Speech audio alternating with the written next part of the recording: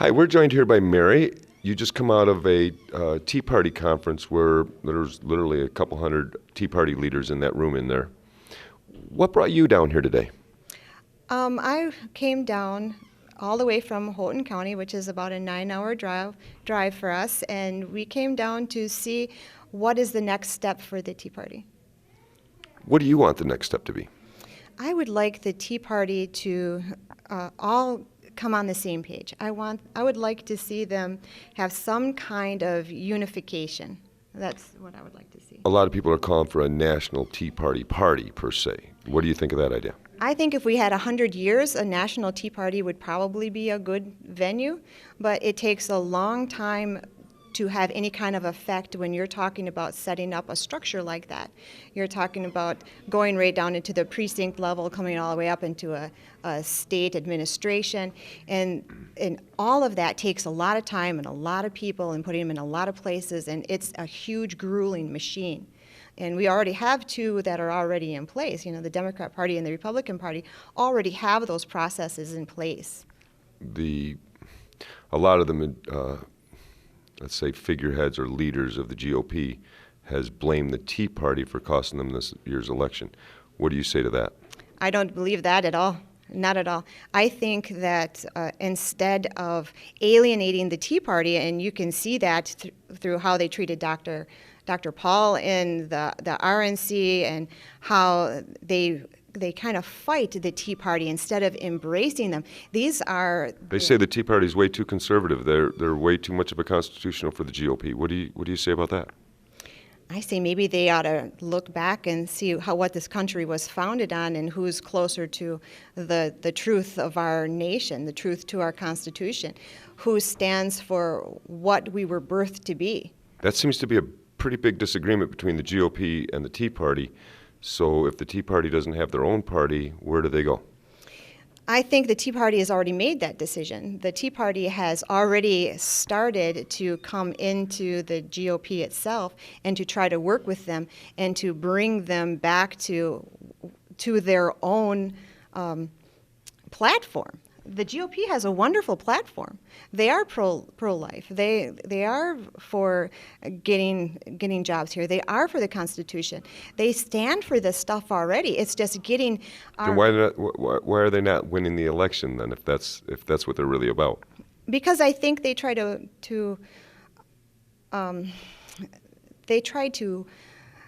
placate people. They refuse to just come out and say what they believe in, and they refuse to come out and say, I believe in right to life, and that's what I believe in, and I believe that we should be a right to work state, and that's what I believe in because the facts are there to support us. We believe in the Constitution because it's been the best government the world has ever seen. We believe in a free market because it's built the largest middle class the world has ever seen. Right. You've got to stand. And they believe in these things. It's in their party platform. It's just that the Tea Party is there to try to bring them back to who they are. What do you say when Tea Parties, and I hear this from different leaders, they say they work very hard to get someone elected in the GOP, and then they turn around and voted against everything that they went on the campaign trail and promised these people. For example, raising of the national debt, the NDAA, where they actually voted to lock up citizens without even a trial indefinitely. What do you say about those Tea Party people that say they're tired of it, they're not going to do it anymore, they will not be lied to, and then vote for that person again? What do you say to those people? I think that you have to look at that person as a whole and also what is coming up next to them. And I know it's hard, but... So you're saying there is valid excuses for them to vote for the NDAA? Where's the validity of it? Come back to me. What I'm telling you is that It's not that easy. Our legislation is such a convoluted bureaucracy that A vote's a vote, right? a vote is a vote, but it's just not that easy until you walk that walk and live that life. It's not that easy when you've got all these different people telling you things. Have you ever looked at legislation and how it's written? Yes, I have. Okay, then you know that it is written in lawyerese. It is written in a language that lawyers can manipulate.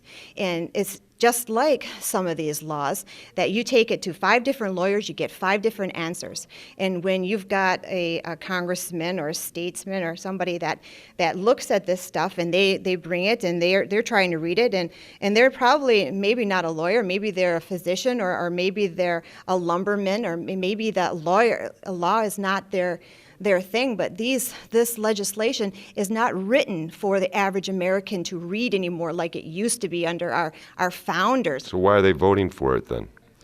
Because I think they're given different things. They're going to be given legislation and they're going to say, oh no, it doesn't say that. And when you get a couple of your lawyers that you trust and they say, oh no, it doesn't say that, you believe that. And then it comes out and you What about a make congressman that mistake said he ran on the campaign of read it and don't Again, pass you're it and don't pass it unless you read it for yourself and understand it. And you're saying that that's okay then? No, that you're not understanding what I'm saying. Okay, I'm saying I'm is that missing it. he has got a staff of lawyers that look at these things. And if he reads it and he says, this is what I think, guys, is this what you're seeing? And they agree with him, then that's what his belief is going to be. But if you take that and you get some guy in there that doesn't see things that way, or they know how to play those words, it's just like the word municipality, or in some legislations, that word can mean a county, it can mean a township. You know, it depends, but it's never that clear when you read the legislation. So some people, though, say if you vote against the Constitution one time, you're fired. Correct? Isn't that what you think? No. No. No. Because you have so there is an because excuse. It's not that easy. Okay, I know you want. I want to find out what trap that they're in. The congressman. You're saying if a congressman doesn't understand the bill, he goes to the lawyers, gets an opinion, correct? Right. Wouldn't you? Yeah, Absolutely. You would go to the lawyers Right. because they're the professionals and they're going to tell you, yes, this is what you're seeing, and yeah, I Okay, agree so with when that. it comes out And later, so later on, when the bill's somebody passed else- and we find out what's really in it, and then you say, that's not what the lawyers told me. Who am I supposed to believe? Okay. That is how. did a lawyer get how- fired then? Why would he? Because that's the way he sees it. But that is the way our legislation is written anymore. It can be interpreted in more than one way. Okay, That's the danger. That's not the way that it was supposed to be Okay. set up.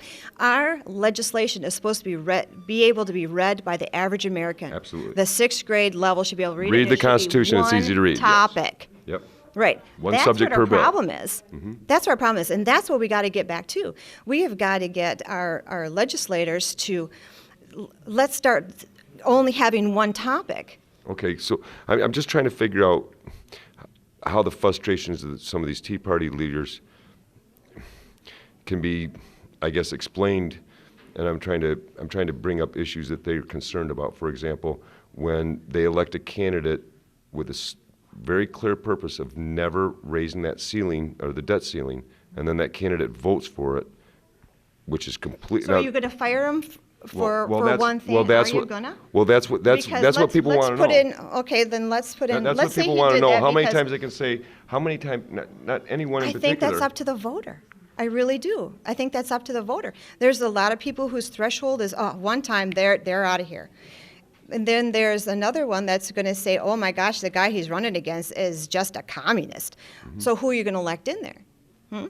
You're going to have to go with what's best So there's a for the voting country. out of a fear factor in here as well then, right? That's unfortunately, but that's what we're up against. That's what we're trying to change as a Tea Party movement. We're trying to change that. let's simplify our laws. Let's make them one thing. Let's make it so that our congressmen don't have to have 15 lawyers on his staff to be able to read legislation. Well, Let's I make it so agree. our legislation isn't 2,200 pages long. I agree, because I actually ran on the campaign part of it saying one subject per bill. Amen to that, brother. Right? Yeah. We're talking to America here. What would you say to every American out there watching this show right now? What would you say to them? I say if you want to change things, then get involved in local politics. Local politics is the key. You know what the most important races are? It's not the state races, it's not the president, it's your local races, it's your school board, it's your county commissioners, it's your township races. These are your first line of defense. They are your most important establishments of government. They are the smallest, and you have the most say in it. They can also set up boundaries that prevent private property rights from being taken away from you. And then from these positions, once they're in office, you see how they are. This is where you start to grow your state representatives, your congressmen. You do that, and we will have a better government in the end. If someone else was to stand up against both parties, would you support them or not? It depends on what their platform was. So you don't care about the party as much as the platform? No. Okay. It's the platform that matters. What did you get out of coming down here today from that conference in there? What was the one thing you took out of this? I think we have a lot of wonderful people that have the same goal in mind, and that's to bring our country back to its original intent. So the Tea Party movement's not dead? Oh, no, it's not dead. Okay. Absolutely not. Well, I thank you very much for joining us today on Liberty Town Hall. Appreciate it. You're welcome. God bless. Bless Thanks. you too.